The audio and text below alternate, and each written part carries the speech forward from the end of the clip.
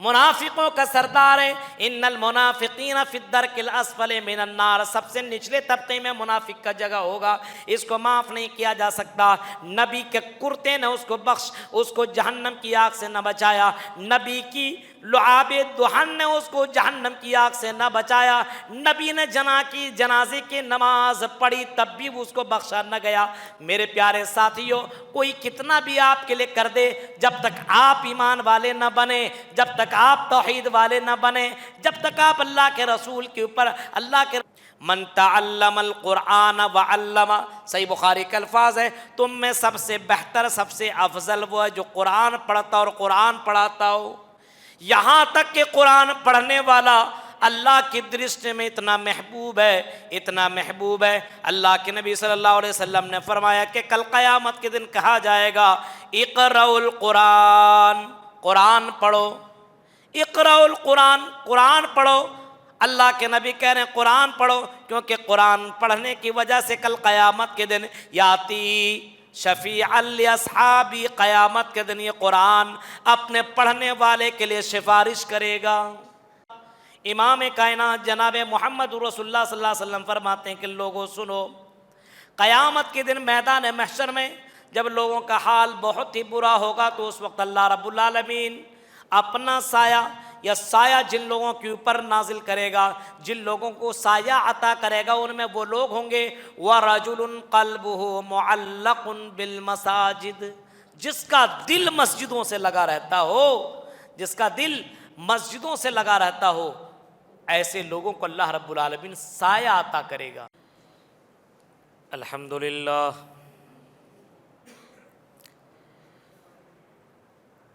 الحمدللہ نحمدہ ونستعینہ ونستغفرہ ونعوذ باللہ من شرور انفسنا ومن سیئات اعمالنا، من يهد الله فلا مضل له ومن يضلله فلا هادي له، واشهد ان لا اله الا الله وحده لا شريك له، واشهد ان محمدا عبده ورسوله، اما بعد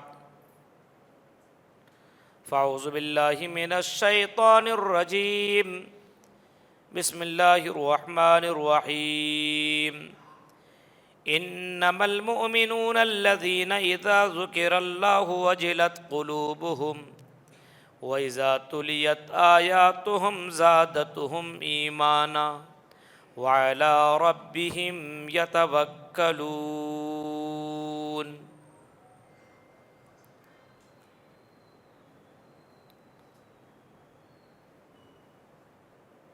معزز مصلیان کرام، آپ کے سامنے قرآن کریم کا 10واں پارہ کی منتخب آیات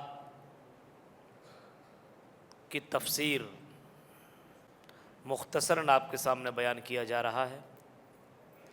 اللہ تعالیٰ سے دعا ہے کہ بار الہ قرآن کریم کو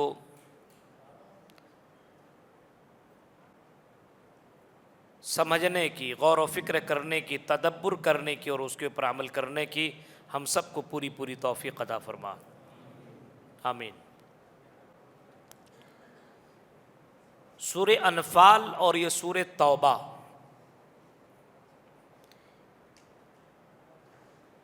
سورہ انفال جو کہ 9ویں پارے کے آخر میں اور 10ویں پارے کا ایک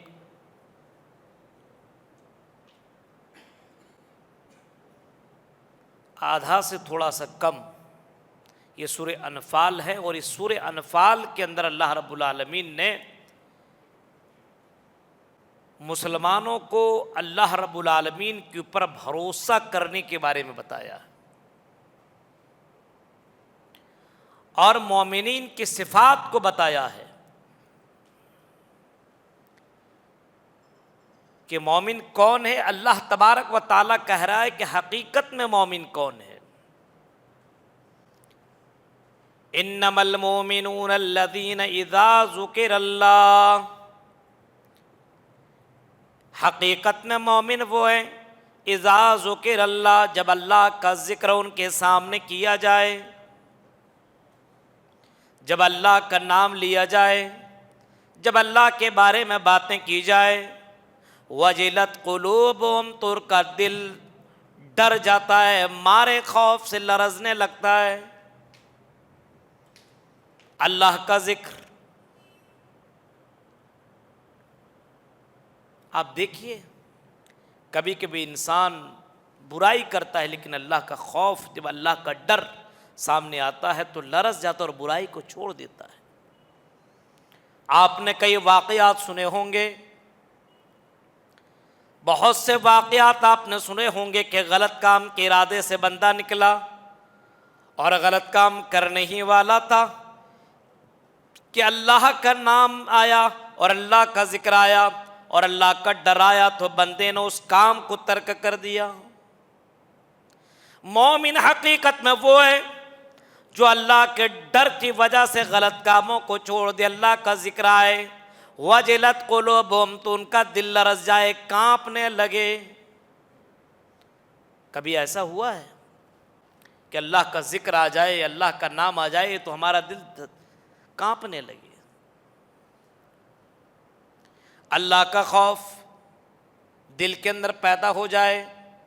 انما المؤمنون الذین اذا ذکر اللہ، اللہ کا نام لیا جاتا، ہمارے یہاں کوئی فرق نہیں پڑتا، اللہ کی آیتیں پڑھی جاتی ہے، کوئی فرق نہیں پڑتا، لیکن میرے بھائیو، اللہ کی آیتیں سن لینے کے بعد آدمی کی آنکھوں سے آنسو نہ گرے، دل کے اندر لرزہ طاری نہ ہو، تو وہ اپنے آپ کو مومن کیسے کہہ سکتا ہے؟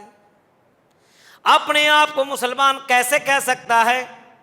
ہمیں تو عربی سمجھ میں نہیں آتا، لیکن کم سے کم جب واقعات سنایا جائے، جب صحابہ کا ذکر سنایا جائے، جب جہنم کے بارے میں بتایا جائے، اس کے باوجود بھی آدمی اگر نہ روئے تو کب روئے گا؟ اس کے دل کے اندر یہ ڈر اور پیدا کب ہوگا؟ انما المؤمنون الذین اذا ذکر اللہ وجلت قلوبہم، دل کانپنے لگے۔ حضرت عمر فاروق کو دیکھو،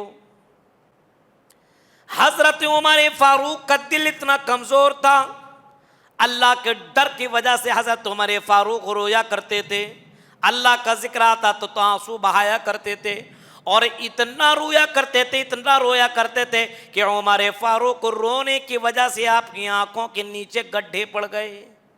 حالانکہ حضرت عمر فاروق کو اللہ کے نبی نے دنیا میں جنت کی بشارت سنائی تھی، اے عمر تو جنتی، عمر فی الجنہ، عمر جنت کے اندر داخل ہوں گے۔ اس عمر فاروق کو دیکھیے، ان عذاب ربک لواقع، ان عذاب ربک لواقع، ان عذاب ربک لواقع، یہ آیت پڑھ پڑھ کر کے پوری رات ان کے گزر جایا کرتی ہے۔ میرے بھائیوں، مومن وہ ہوتے ہیں جن کے سامنے اللہ کا ذکر ہوتا ہے تو مارے ڈر کے کانپنے لگتے ہیں۔ یا اللہ کا واسطہ دو یا کسی کا واسطہ دو، سنتا ہی نہیں ہے۔ ارے اللہ کے گھر میں ہو، اللہ کا ڈر پیدا کر، غلط کام مت کر، کوئی ڈر نہیں ہے۔ انما المؤمنون الذین اذا ذکر اللہ وجلت قلوبہم واذا تلیت علیہم آیاتہ، جب اللہ کی آیتیں پڑھی جاتی تو ایمان بڑھتا ہے، زادتہم ایمانا، جب قرآن کی آیتیں پڑھی جاتی تو ایمان بڑھتا ہے، ایمان بڑھتا بھی ہے اور ایمان گھٹتا بھی ہے۔ آپ اسلامک ماحول میں رہیے، علماء کے بیچ میں رہیے، کتاب و سنت کی باتیں سنیے، قرآن کی باتوں کو سنیے، تو آپ کا ایمان واقعی بڑھتا ہے۔ لیکن آپ ان من چلے لوگوں کے ساتھ رہیے، بازاروں میں گھومیے، اور الگ الگ جہاں پہ دنیاوی لذتیں موجود ہے، جہاں پہ شراب کی دکانیں اور جہاں پہ میوزک کے اڈے پڑے ہوئے ہیں، اگر ایسی جگہوں میں اگر آپ جائیں گے تو آپ کا ایمان گھٹ جائے گا، وہاں ایمان تھوڑی بڑھے گا۔ اسی وجہ سے اللہ کے نبی نے فرمایا، اللہ کی نظر میں اور اللہ کی درشٹی میں سب سے بہترین جگہ مسجد ہے، اور اللہ کی نظر میں سب سے بری جگہ بازار ہے، کیونکہ ایسی جگہ میں اللہ کا ذکر نہیں ہوتا ہے۔ اللہ کا ذکر مسجدوں میں کیا جاتا ہے۔ وَإِذَا تُلِيَتْ عَلَيْهِمْ آيَاتُهُ زَادَتْهُمْ ایمانا، جب ان کے سامنے قرآن کی آیتیں پڑھی جاتی ہیں، اللہ کی آیتوں کا ذکر کیا جاتا ہے، زَادَتْهُمْ ایمانا، تو ایمان ان کا بڑھ جاتا ہے۔ ایسا لگتا ہے کہ قرآن سنتے رہے، ایسا لگتا ہے صحابہ کا ذکر سنتے رہیں، ایسا لگتا ہے جنت کا بیان، جہنم کا بیان، یہ سب سنیں اور دل کانپنے لگے، دل سے اللہ سے توبہ بندہ کرنے لگتا، اللہ ہمارے گناہوں کو معاف کر دے۔ اور جب آدمی وہ سب محفلوں میں جاتا ہے تو دعا کرنے لگتا ہے، بوڑھے بھی دعا کرنے لگتے، جوانی پھر سے واپس لوٹا دے، وہاں ایمان گھٹتا ہے۔ اسی وجہ سے ان جگہوں سے جانے سے بچنا چاہیے، ان جگہوں پہ نہیں جانا چاہیے۔ آپ کے پاس ٹائم ہے تو اللہ کا ذکر کیجئے، قرآن کی آیتیں سنیے، پڑھیے۔ یہ قرآن کی آیتیں وہ آیتیں جن کے پڑھنے میں ثواب، جن کے سننے میں ثواب، جن کے پڑھانے میں ثواب، یہاں تک کہ اللہ کے نبی صلی اللہ علیہ وسلم نے قرآن کے تعلق سے فرمایا، ان افضلکم من تعلم القرآن وعلم، صحیح بخاری کے الفاظ ہے، تم میں سب سے بہتر، سب سے افضل وہ ہے جو قرآن پڑھتا اور قرآن پڑھاتا ہو۔ یہاں تک کہ قرآن پڑھنے والا اللہ کی درشٹی میں اتنا محبوب ہے، اتنا محبوب ہے، اللہ کے نبی صلی اللہ علیہ وسلم نے فرمایا کہ کل قیامت کے دن کہا جائے گا اقرؤ القرآن، قرآن پڑھو، اقرؤ القرآن، قرآن پڑھو۔ اللہ کے نبی کہہ رہے ہیں قرآن پڑھو، کیونکہ قرآن پڑھنے کی وجہ سے کل قیامت کے دن یاتی شفیعا لاصحابی، قیامت کے دن یہ قرآن اپنے پڑھنے والے کے لیے سفارش کرے گا، قیامت کے دن یہ قرآن سفارش کرے گا۔ یہ اللہ کی آیتیں جو پڑھتے ہیں اور سن رہے ہیں نا، یہ ہمارے لیے آخرت میں بہت بڑا نجات کا ذریعہ بننے والا ہے، بہت بڑا۔ جس دن کسی کا پاور نہ چلے گا، کسی کی کچھ بھی چلنے والی نہ ہوگی، سب کوئی اپنے اپنے پرسان حال ہوگا، ہر کوئی اپنے اپنے بارے میں سوچ رہا ہوگا، اور یہاں تک سوچتا ہوگا کہ میں اپنے بیوی بچے، اپنے پریوار، اپنے گھر والے کو، اپنی زمین و جائیداد کو دے کر کے میں اپنے آپ کو جہنم سے بچا لوں۔ اے اللہ، یہ میری بیوی ہے، اس کے چکر میں بہک گیا تھا، اس کو جہنم میں ڈال دے، مجھے جنت میں پہنچا دے۔ اے اللہ، یہ میرا بیٹا ہے، اس کو بھی جہنم میں ڈال دے، میرا باپ ہے، اس کو بھی جہنم میں ڈال دے۔ جہنم کی ہولناکیوں کو دیکھ لینے کے بعد وہاں پہ سارے لوگوں کو جہنم میں ڈالنا گوارا کر لے گا، اور اپنے آپ کو سوچے گا کہ میں جنت کے اندر کسی طریقے سے داخل ہو جاؤں۔ اللہ کے نبی فرماتے ہیں قرآن کی تلاوت، یہ قرآن کی تلاوت، اللہ کی قسم، قرآن کی تلاوت کرنے والے کو کل قیامت کے دن کہا جائے گا اقرا ورتقی ورتل، پڑھ اور چڑھتا چلا جا، ورتل کما کنت ترتل فی الدنیا، جس طریقے سے تو دنیا میں ترتیل کے ساتھ قرآن پڑھتا تھا، ٹھہر ٹھہر کے۔ ورتل القرآن ترتیلا کا لفظ آیا ہے قرآن میں، کہ قرآن پڑھیے تو بالکل ترتیل کے ساتھ پڑھیے۔ آج کل تو قرآن کو پڑھنے کا ایک الگ رواج بنا دیا گیا ہے، کئی جگہوں میں جائیے کتنے شارٹ ویڈیو اور ویڈیو آتے رہتے ہیں، اللہ اکبر اللہ، ایسے یہ کون نہ پڑھنے والا سمجھ رہا ہے نہ پیچھے سننے والا سمجھ رہا ہے۔ یہ آپ کی مرکز کرنول کے اندر ماشاءاللہ حافظ قرآن جس انداز سے قرآن پڑھا رہے ہیں، واقعی یہی تو ترتیل ہے، اسی انداز سے پڑھنے کا حکم دیا جائے حرم شریف کے اندر۔ جب سدیس اور شریم کی تلاوت سنیں گے تو لگے کہ واقعی قرآن کی تلاوت ہو رہی ہے۔ اور کچھ جگہوں میں سوچتے ہیں جلدی سے قرآن پڑھ لیں، جلدی سے 2 دن میں 1 دن میں شبینہ قرآن پڑھا لیتے ہیں، 3 دن میں قرآن ختم کر دیتے ہیں، 1 دن میں قرآن ختم کر دیتے ہیں۔ یہ قرآن پڑھنا نہیں بلکہ قرآن کے ساتھ مذاق کرنا ہے، قرآن کے ساتھ مذاق کرنا۔ کہا جائے گا اقرا ورتقی ورتل، پڑھ اور چڑھتا چلا جا، فَإِنَّ مَنزِلَتِكَ عِنْدَ آخِرِ آیَةٍ تَقْرَؤُ بِهَا، تمہاری منزل وہاں ہوگی جہاں تمہاری آخری آیت ہوگی۔ حافظ قرآن کا مرتبہ دیکھیے آپ، عالم قرآن کا مرتبہ دیکھیے، جو قرآن کا جانکار ہے، جو قرآن کا حافظ ہے، قیامت کے دن پڑھے گا اور چڑھتا چلا جائے گا۔ جنت کے کتنے منازل ہیں؟ مفسرین کرام نے لکھا ہے 6666 منازل ہیں، درجات ہیں، اور ایک منزل آسمان و زمین کی دوری ایک منزل کی ہے۔ اب 6666 آیتیں کی دوری، یہ منزل کتنی دوری ہو سکتی ہے؟ وہ ہمارے دل و دماغ میں بھی یہ سب باتیں نہیں آ سکتی۔ سوچئے اتنی اونچائی پر حافظ قرآن پہنچ جائے گا، قرآن سے تعلق رکھنے والا، یقال لصاحب القرآن، قرآن والے سے، صاحب قرآن سے کہا جائے گا پڑھو اور جنت کی سیڑھیوں کو پار کرتے چلے جاؤ۔ تو تلاوت قرآن بہت ضروری، اس سے ایمان بڑھتا ہے۔ یہاں کہتا ہے ایمان اور گانے سے ایمان گھٹتا ہے۔ کتنے ڈرائیور ہوتے ہیں کئی جگہوں پہ، جب کسی جگہ پہ پروگرام میں جانا ہونا ہو، بس بیٹھ گئے، اب اتنا بھی ڈر نہیں اس کو، اتنا بھی احترام نہیں کہ ہماری گاڑی میں مولانا لوگ بیٹھے ہوئے ہیں، وہ اپنا لگا دیا گانا چل رہا ہے، ارے یہ مت لگاؤ، کچھ اور لگاؤ، قرآن لگا دو۔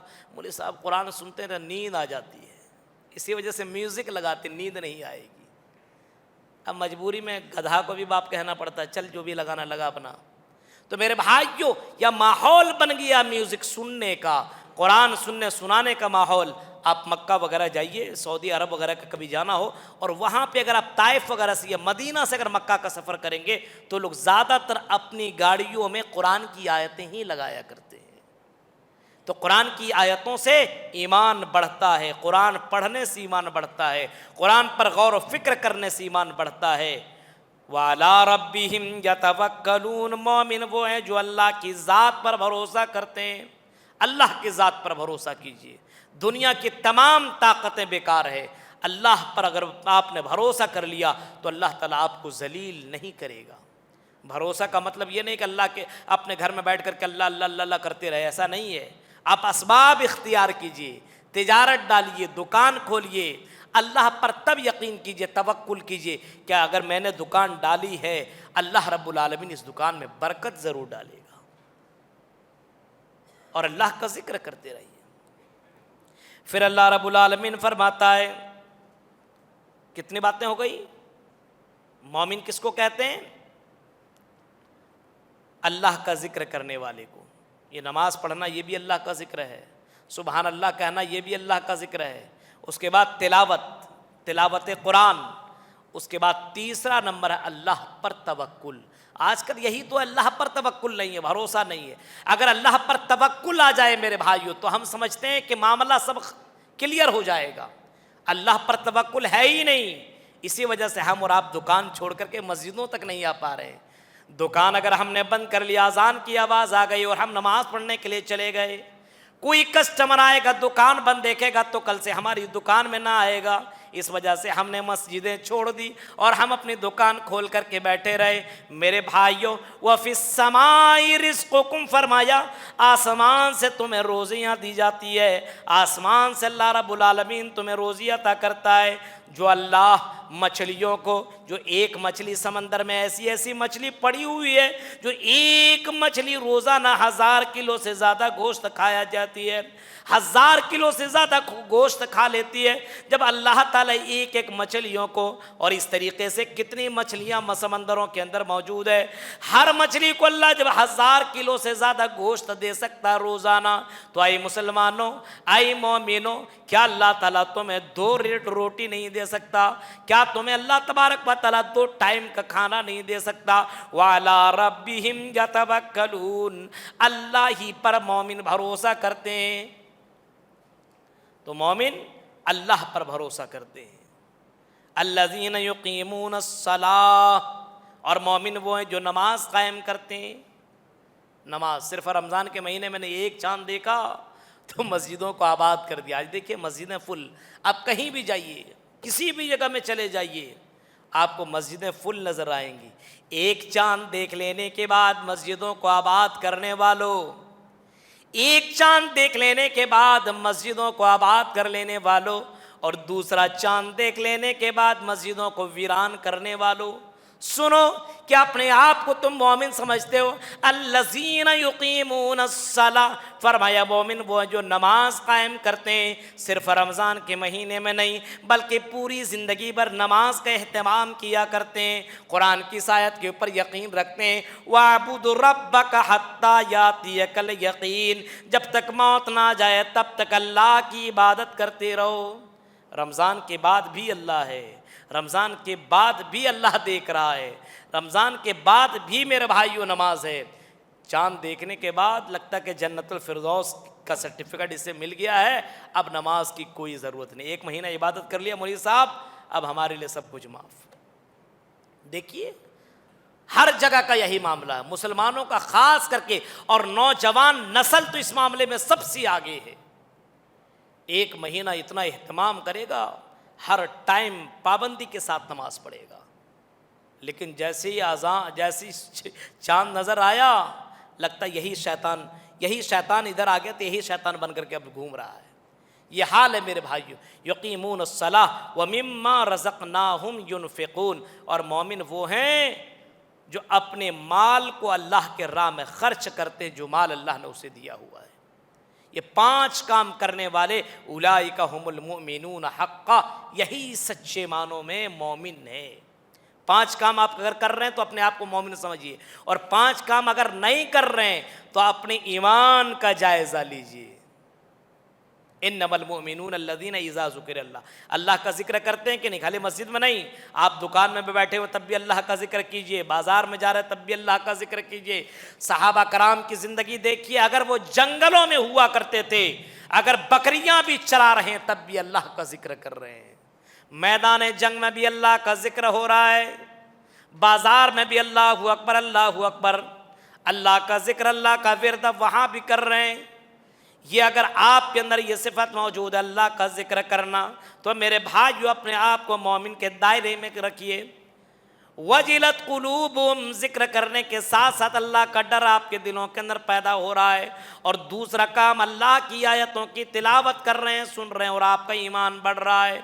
और तीसरा काम अल्लाह की ज़ात के पर तवक्कुल और भरोसा कर रहे हैं कि अल्लाह ताला मुझे अकेला और तन्हा नहीं छोड़ेगा।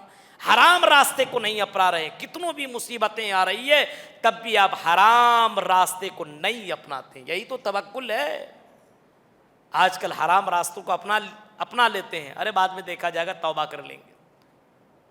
और चौथा काम नमाज कायम करते हैं, और 5वां काम जो माल अल्लाह ने दिया उस माल को अल्लाह के राह में खर्च करते हैं। उलाइका हुमुल मुमिनून हक़्क़ा, यही सच्चे और पक्के मोमिन हैं। लहुम दरजातुन इंद रब्बिहिम, इन लोगों का दर्जा, इन लोगों के लिए अल्लाह रब्बुल आलमीन के पास दर्जा नहीं दर्जात हैं। इंद रब्बिहिम व मग़फ़िरतुन, और अल्लाह की मग़फ़िरत है, व रिज़्क़ुन करीम, और इज़्ज़त की रोटी अल्लाह के पास रखी हुई है, शानदार तरीक़े से ज़ियाफ़त होने वाली है। तो मेरे भाइयों अपने आप को पक्का और सच्चा मोमिन बनाइए, और मोमिन बनाने के लिए 5 काम ज़रूरी है। अब आगे आयतों में आप आइए। इसी सूरा के अंदर जैसे ही आप 10वें पारे के शुरू में आप जाएंगे तो जंग बदर का जिक्र किया गया है। जंग बदर ये पहली जंग है। अल्लाह के नबी सल्लल्लाहु अलैहि वसल्लम ने जो जंग लड़ी, जितने भी जंगें आपने लड़ी, उन जंगों में सबसे पहली जंग जंग बदर है। ये कुफ़ार मक्का ने, मुशरिकीन मक्का ने आपस में ये तय किया, अरे मुसलमान मदीना में जाकर के अब थोड़ा सा आराम कर रहे हैं, अपनी टीम तैयार कर रहे हैं, हम लोग ऐसा करें कि हथियार जमा करें, और हथियार जमा करने के बाद मुसलमानों के ऊपर हमला कर दें और उसको तबाह बर्बाद कर दें, ख़त्म कर दें, कहानी ख़त्म। सब लोगों ने पैसा लगाया और अबू सुफियान को मुल्क शाम की तरफ भेजा तिजारत करने के लिए कि जाओ हमारे पैसे से सामान लेकर के जाओ, तिजारत करो, जो भी मुनाफा आएगा उन मुनाफे से हम लोग हथियार खरीदेंगे और मुसलमानों के ऊपर हमला कर देंगे। अबू सुफियान निकलता, मक्का से मुल्क शाम की तरफ चला जाता तिजारती काफिला लेकर के, और तिजारत करता, और तिजारत में उसको खूब फ़ायदा भी मिल जाता है। جب وہ تجارت کر کے واپس آنے لگتا ہے تو اللہ کے نبی کو وحی ہو جاتی ہے، اے اللہ کے رسول آپ کو معلوم نہیں ہے آپ کے پیچھے آپ کے اوپر جنگ کرنے کے لیے لوگ کیسی کیسی چیزیں کس طریقے سے حربیں استعمال کر رہے ہیں۔ اللہ کے نبی صلی اللہ علیہ وسلم کو جب پتہ چلا تو اللہ کے نبی صلی اللہ علیہ وسلم نے آپس میں مشورہ کیا کہ چلو ہم لوگ اس قافلے کو روک لیتے ہیں، جو ملک شام سے واپس آ رہا ہے اس کے مال کو ہم لوگ لے لیتے ہیں، ہتھیار یہ ساری چیز ہم قبضہ کر لیں گے، اس کے بعد ہمارے پر یہ حملہ نہیں کر سکیں گے، کمزور کر دیں گے اس کو۔ یہ اس قافلے کو روکنے کے لیے نکلے اللہ کے نبی صلی اللہ علیہ وسلم چند لوگوں کے ساتھ، 313 ہی کے ساتھ نکلے تھے، اور 313 میں جو بھی مل گیا چلو چلو، جیسے ہوتا ہے نا جنگ کی بات نہ ہو ایسی وہ چلنا ہے چلو، اب جیسے اعلان کر دے کہ چلو وہاں جانا ہے، ایک آ رہا ہے اس کو ہم لوگ بہت پریشان کیا، ان لوگوں کو بھی ہم لوگ تھوڑا سا اس سامان کو لے لیں گے تو ہمارے پر یہ حملہ نہیں کر سکیں گے۔ اب اس میں جو بھی بچے بوڑھے جوان سب نکلا، سب لوگ نکل گئے۔ 313 کی تعداد میں جب پہنچے تو ابو سفیان کو خبر مل گئی کہ مدینہ سے محمد کا لشکر آ رہا ہے صلی اللہ علیہ وسلم۔ اب ان کو ڈر پیدا ہوا کہ ہمارے پر حملہ ہو جائے گا، اتنا مال قیمتی چیزیں ہمارے پاس ہے۔ اس نے مکہ کے پاس قاصد بھیجا کہ ہماری مدد کی جائے، ہماری مدد کی جائے۔ مکہ تک جب خبر پہنچی تو مکہ والوں نے ابو جہل کو سردار بنایا اور ایک لشکر جرار بہت ہی زبردست فوج کے ساتھ ابو جہل کو بھیج دیا، جاؤ مقابلہ کرنے کے لیے، ابو سفیان کی حفاظت کے لیے نکلو۔ ابو سفیان کی حفاظت کے لیے ابو جہل نکلتا ہے، اور جیسے مقام بدر کے پاس یہ پہنچتا ہے، ابو سفیان بہت ہی چالاک اور چتر آدمی تھا، وہ بہت دور کا سفر کرتے ہوئے اور سمندری راستہ اختیار کرتے ہوئے کنارے کنارے وہ مکہ پہنچ جاتا ہے۔ ابو جہل یہاں مقام بدر میں پہنچ جاتے ہیں، اللہ کے نبی بھی مقام بدر کے پاس موجود ہیں۔ اب ابو سفیان بھی مکہ کے اندر پہنچ گیا۔ اللہ کے نبی صلی اللہ علیہ وسلم نے دیکھا کہ یہ لشکر کے ساتھ پہنچ چکے ہیں۔ ابو جہل کی ٹیم نے دیکھا کہ محمد کی ٹیم اور اس کی جماعت چھوٹی سی ہے، چلو تباہ و برباد کر دیا جائے۔ ابو جہل سوچ رہا تھا کہ چلو کیا ان لوگوں کو برباد کر کے کیا ملے گا، چلو واپس چلتے ہیں۔ اسی درمیان شیطان آیا، ابلیس آیا، اور ابلیس سراقہ بن مالک بن کر کے آیا، بنی بکر کا ایک سردار بن کر کے آیا، کسی کے شکل اختیار کر گیا، اور ابو جہل سے کہتا ہے کہاں جا رہے ہو؟ مکہ 313 ہی تو ہیں، اور تم 1000 کی تعداد میں ہو، تمہارے پاس ہتھیار بھی ہیں، ساری چیزیں موجود ہیں، یہی کہانی ختم کر دو، نہ رہے بانس نہ بجے بانسوری، اس کو جلدی سے تباہ کر دو، تمہاری شان و شوکت بڑھ جائے گی، تمہارا مقام بڑھ جائے گا۔ ابو جہل اچھا صحیح کہہ رہے ہو، سرداری بڑھ جائے گی، مکہ کے اندر واہوائی ہونے لگے گا، میرا نام ہو جائے گا۔ اسی چیز نے اس کو اتنا آگے بڑھا دیا کہ اس نے کہا کہ حملہ کر دو، حملہ کرتے ہیں کل۔ اللہ کے نبی کو جب خبر ملی کہ کل جنگ ہونے والی ہے، نبی اکرم صلی اللہ علیہ وسلم رات میں سجدے کی حالت میں گئے اور اللہ رب العالمین سے دعا کرنے لگے کہ بار الہ اللہم ان تہلک ہذی العصابہ لا تعبد فی الارض ابدا، اے اللہ یہ چھوٹی سی جماعت ہے، یہ 313 کی تعداد جو سامنے جنگ بدر کے اندر مقام بدر کے اندر موجود ہے، اگر یہ تعداد اگر کل ہلاک کر دی گئی، اگر جنگ کے اندر مار دی گئی، اگر شکست کھا گئی تو روئی زمین میں کبھی بھی تیرا نام لینے والا کوئی باقی نہ ہوگا۔ اللہ کے نبی سجدے میں پوری رات آپ نے گزاری اور دعا کرتے رہے، عاجزی کے ساتھ انکساری کے ساتھ روتے رہے۔ میرے بھائیو، اللہ کے نبی کو دکھایا گیا اور خواب میں دکھایا گیا کہ محمد صلی اللہ علیہ وسلم آپ کو ٹینشن لینے کی ضرورت نہیں ہے، یہ تعداد لشکر جو اتنا لشکر جرار، جو اتنا بہادر لشکر جو آپ کو دکھائی دے رہا ہے، اس لشکر کو شکست ہوگی اور آپ کی جو چھوٹی سی جماعت ہے یہ جنگ جیت جائے گی۔ خوشخبری سنائی اللہ رب العالمین نے جناب محمد رسول اللہ کو، یہ خواب میں دکھایا کہ آپ جنگ جیت رہے ہیں۔ صبح ہوئی تو اللہ کے نبی نے اپنے لوگوں کو یہ خوشخبری سنائی کہ اللہ رب العالمین نے باقاعدہ ہمیں جیت کی پہلے سے خبر دے دی کہ ہم جیت جائیں گے، تعداد بہت ہی زیادہ نہیں، ٹینشن لینے کی ضرورت نہیں ہے۔ جب جنگ ہونے لگی تو اللہ رب العالمین نے مشرکین کی جو تعداد تھی اس تعداد کو مسلمانوں کی نظر میں کم دکھایا اور مسلمانوں کی تعداد کو مشرکین کی نظر میں کم دکھایا۔ اب بتائیے ایسا کیوں؟ مشرکین کی تعداد کو کم دکھایا تو مسلمان کی تعداد کو زیادہ دکھانا تھا، لیکن شروع میں مسلمان کی تعداد کو کم دکھایا تاکہ یہ کفار بھاگے نہیں، لڑیں، ارے کم تو ہے مار دیں گے، اور مسلمانوں کو دکھایا کم، کیوں؟ تاکہ ارے کم ہی تو ہم بھی لڑ کر کے اسے جیت جائیں گے۔ لیکن جیسے جنگ شروع ہوئی میدان بدر کے اندر، جیسے لڑائی شروع ہوتی ہے، اللہ رب العالمین نے کفار مکہ کی نظروں کے اندر، مشرکین مکہ کی نظروں میں مسلمانوں کی زیادہ تعداد کو بہت ہی زیادہ دکھا دیا، اور مسلمانوں کی نظروں میں کافروں کی تعداد کو کم دکھایا۔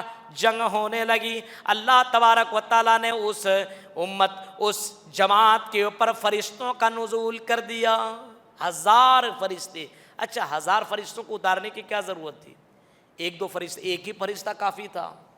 1000 فرشتہ اتارنے کا مطلب یہ تھا کہ مسلمان لڑ رہے ہوں، ایک آدمی اس کے اگل بغل میں 4 10 20 50 اگر ہو تو اس کی طاقت اور بڑھ جاتی ہے۔ ہمت کے لیے، حوصلہ افزائی کے لیے، ڈرو مت، اکیلے نہیں ہو، تمہارے ساتھ ہم کھڑے ہیں۔ میرے بھائیو، اس جنگ کے اندر، جنگ بدر کے اندر مسلمانوں کو فتح ہوئی، اور رمضان کا مہینہ تھا، 17 رمضان المبارک کے مہینے میں، 17 رمضان 2 ہجری کے اندر مسلمانوں نے فتح پائی اور کفار کو دوڑا دوڑا کر کے مارا، 70 لوگوں کو قتل کر دیا اور 70 لوگ کو قید کر لیا گیا۔ مسلمانوں میں چند لوگ 12 یا 14 لوگ ہی شہید ہوئے۔ میرے بھائیوں، اللہ رب العالمین نے فتح دلائی، اور فتح دلانے کے بعد اللہ رب العالمین کہتا وَمَن نَصْرُ إِلَّا مِنْ عِنْدِ اللَّهِ، اللہ کی طرف سے مدد آئی، مدد اللہ ہی کی طرف سے آئے، تب ہی تم یہ جنگ جیت سکے۔ تعداد کم تھی لیکن ایمان اتنا مضبوط تھا کہ اللہ رب العالمین نے چھوٹی سی جماعت کو جیت دلا دی، غالب کر دیا بڑی جماعت پر۔ آج کل دیکھیے ہماری تعداد کتنی ہے لیکن ایمان کتنا کچا ہے۔ تعداد آج بہت زیادہ ہے، ممالک لگ بھگ 60 سے زیادہ ہیں پوری دنیا کے اندر، لیکن آج دیکھیے کہیں پر ظلم ہوتا ہے، کہیں پر کسی مسلمان پر کوئی معاملہ ہوتا ہے، کوئی بولنے کے لیے تیار ہے؟ بولتا ہے؟ کچھ نہیں بولتا ہے۔ آج ہماری تعداد زیادہ ضرور ہے لیکن ایمان ہمارا بہت ہی کمزور ہے میرے بھائی۔ جنگ جیت گئی اور اللہ رب العالمین نے فرمایا کہ یہ جنگ جو تم جیتے ہو اس میں اللہ کی مدد، اگر اللہ کی مدد نہ آئے، تم جتنے بھی تعداد میں ہو، ہتھیار کتنوں بھی ہو، لیکن اگر اللہ کی مدد نہ ہو تو جنگ نہیں جیت سکتے ہو، کسی بھی چیز میں تمہیں کامیابی نہیں مل سکتی ہے۔ اب آئیے اس کے آگے، سورہ توبہ۔ توبہ کے اندر توبہ کا لفظ 17 مرتبہ آیا ہوا ہے، توبہ،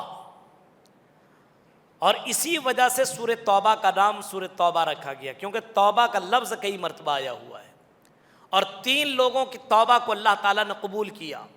اس کا واقعہ میں بتاؤں گا کل 11ویں پارے میں۔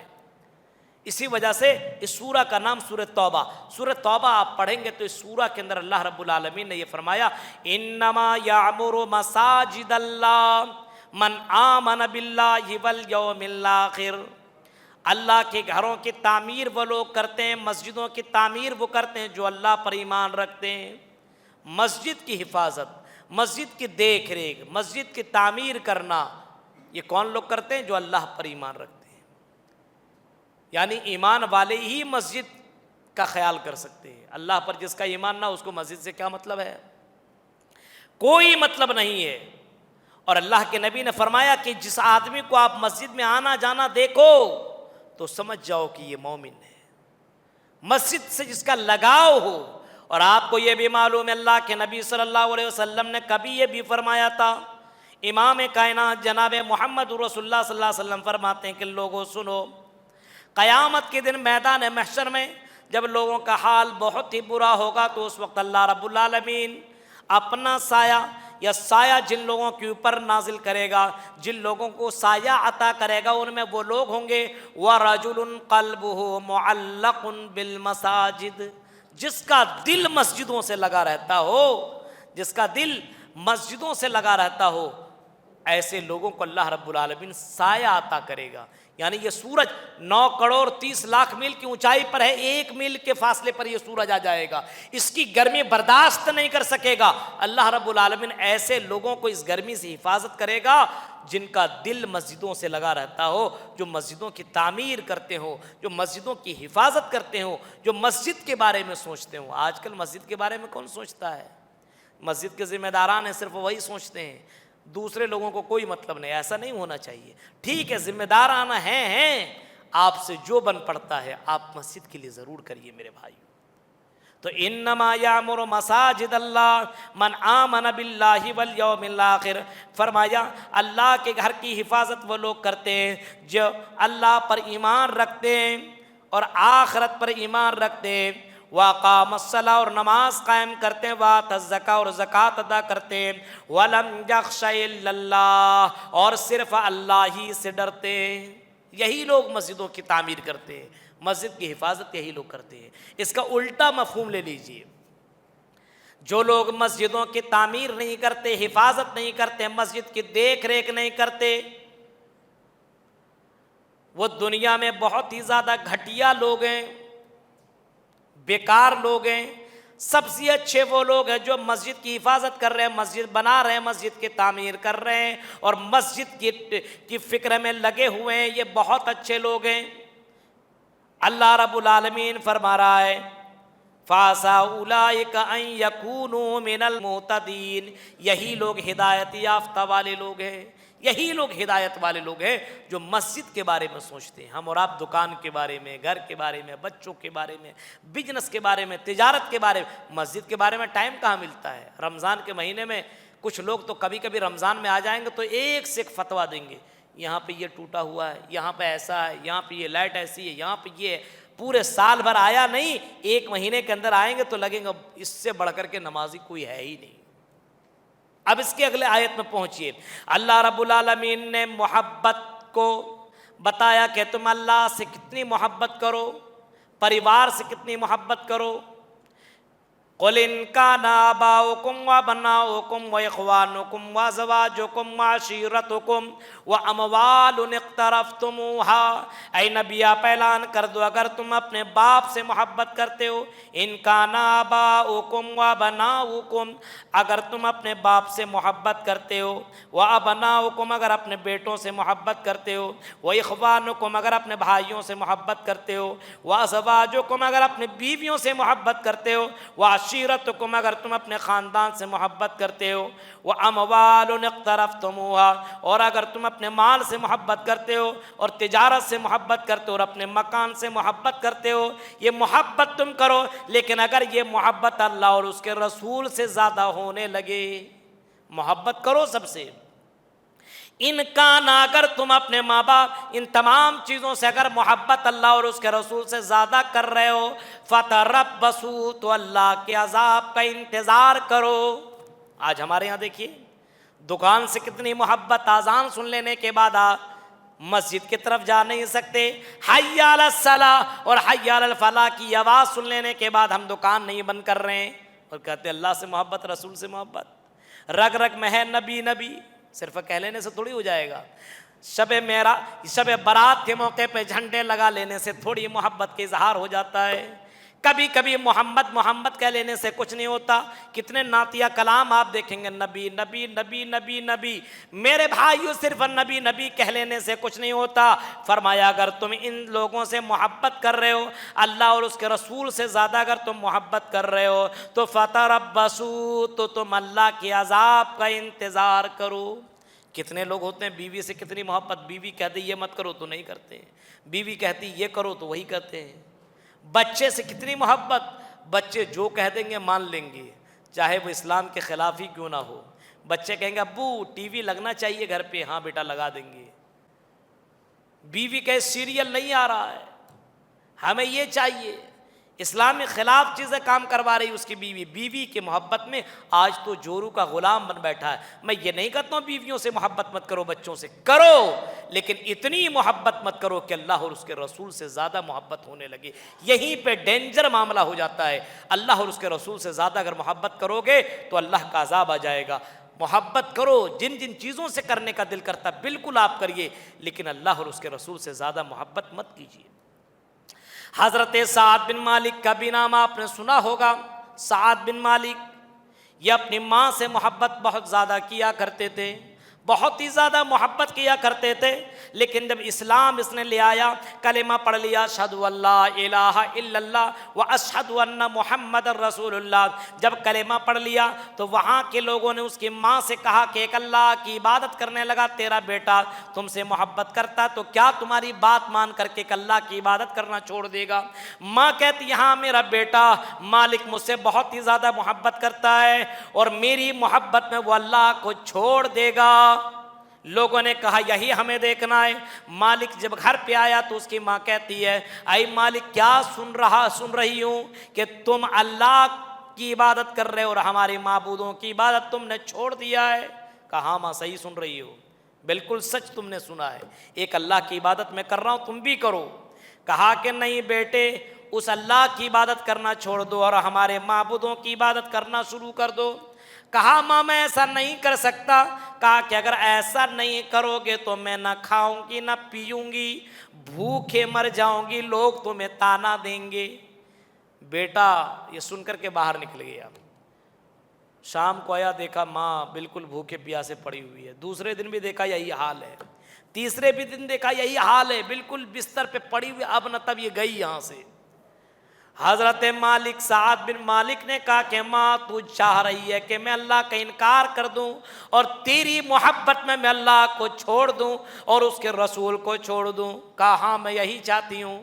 حضرت سعد بن مالک نے کہا کہ اگر اے ماں اب میرا جملہ سن، تمہاری جگہ اللہ تعالیٰ تمہارے جیسے 100 مائیں عطا کر دے اور ایک ایک ماں کی جان میرے سامنے نکل جائے، سب کو مرنا میں گوارا کر سکتا ہوں، لیکن اللہ اس کے رسول کی محبت میرے دل سے جانا میں گوارا نہیں کر سکتا۔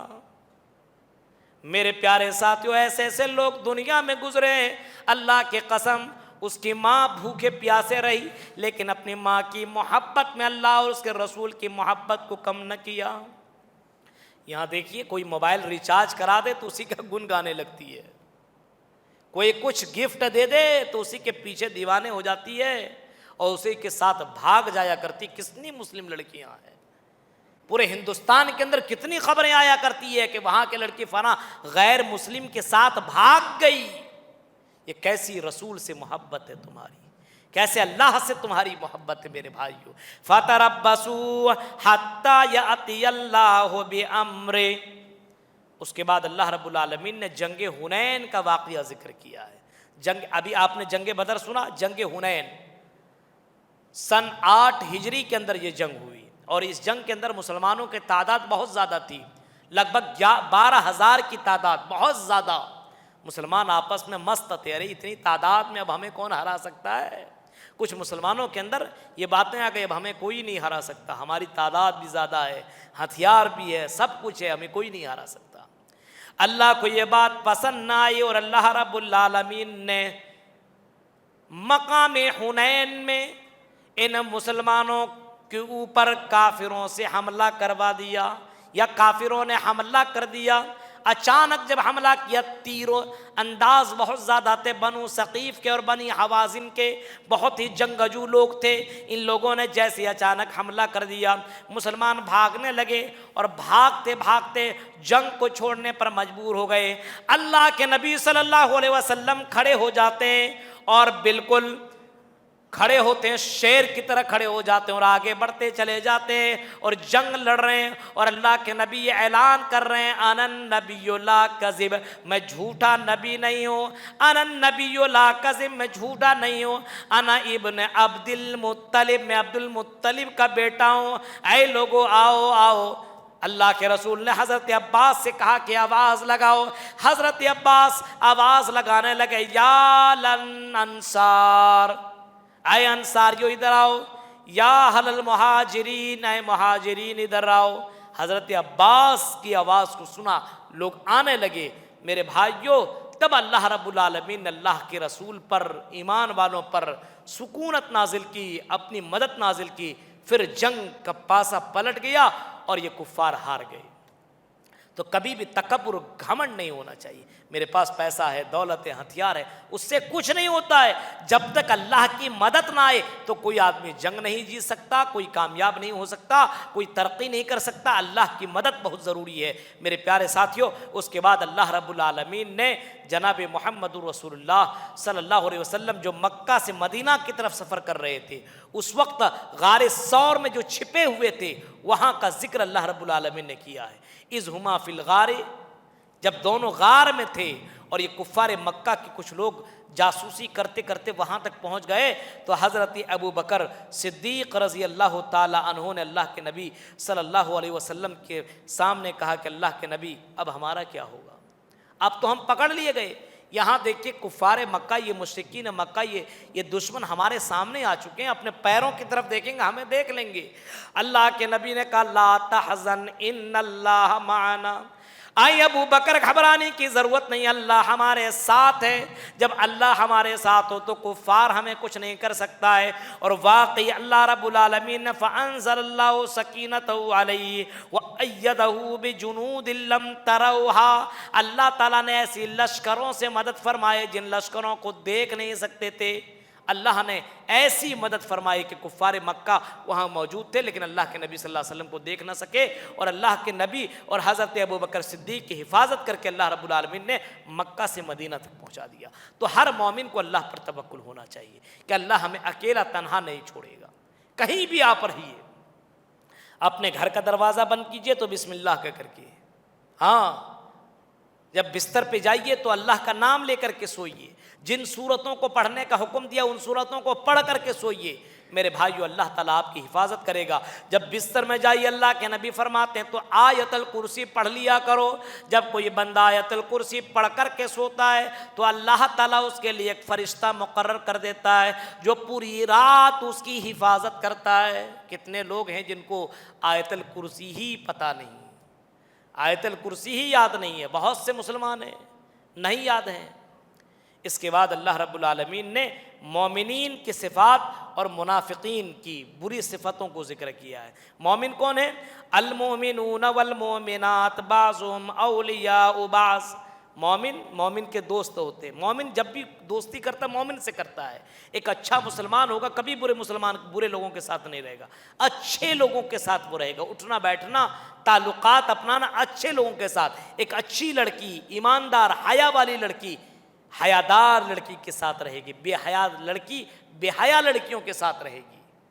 منافق کے ساتھ رہتا ہے۔ مومن منافق یہ دونوں آپس میں کیسے مل سکتے ہیں؟ والمومنون والمومنات بعضهم اولیاء بعض یأمرون بالمعروف، مومنین کی پہچان کیا ہے؟ بھلائی کا حکم دینا۔ صرف مولویوں کا کام نہیں ہے کہ بھلائی کا حکم دے، آپ بھی بھلائی کا حکم دے سکتے ہیں۔ کہیں غلط کام دیکھیں تو آپ بولے بھائی یہ کام مت کر، اچھا ہی چلو نماز پڑھنے آ رہا ہے، آپ بھی کسی کو بولیے چلیے بھائی ٹائم ہو چکا ہے، کیا بیٹھے ہوئے ہیں؟ کوئی آدمی غلط کر رہا تو اس کو روکیے، آپ بھلائی کا حکم دیجیے اور برائیوں سے روکیے۔ کن کی پہچان ہے؟ یہ مومنین کی پہچان ہے۔ وَيُقِيمُونَ الصَّلَاةَ، نماز قائم کرنا یہ بھی مومن کی پہچان ہے۔ وَيُؤْتُونَ الزَّكَاةَ، زکوٰۃ ادا کرنا۔ وَيُطِيعُونَ اللَّهَ وَرَسُولَهُ، اللہ کی اطاعت کرنا اور رسول کی اطاعت کرنا، یہ مومن کی پہچان ہے، یہ مومن کی صفات ہے، یہ مومن کی نشانی ہے۔ اے کرنول کے لوگوں، اگر آپ کے اندر یہ صفتیں موجود ہے تو اپنے آپ کو مومن سمجھو۔ اولئک سیرحمہم اللہ، یہ وہ لوگ ہیں جن کے اوپر اللہ تعالیٰ رحم کرے گا، جن کے اندر یہ خوبیاں پائی جا رہی ہیں۔ کل قیامت کے اللہ تعالیٰ ایسے لوگوں کے اوپر رحم کرے گا، ایسے لوگوں کے اوپر۔ اور کن لوگوں پر رحم نہیں ہوگا؟ المنافقون والمنافقات، منافقین مرد اور منافق عورتیں کیا ہیں؟ یا بعضهم من بعض، ایک دوسرے کے دوست ہیں۔